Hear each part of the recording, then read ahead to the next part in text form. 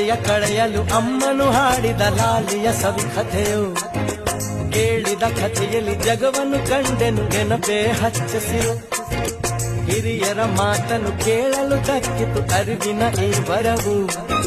ಕನ್ನಡ ಪದದಲ್ಲಿ ಬಾಗಿಲು ತೆರೆಯಿತು ಕಷ್ಟಗಳೇ ಇರವು. ಅನುಭವದ ಭಾವಗಳ ಅನುಭವದಲ್ಲಿ ಹಿಡಿದುಕೊಂಡೇ ನಂಬಿಕೆಯ ಜೀವನವಿಲ್ಲಿ. ಹಾಡಲ್ಲೇ ಬಾಳೋ ಕೋಗಿಲೆನ ಹೋ.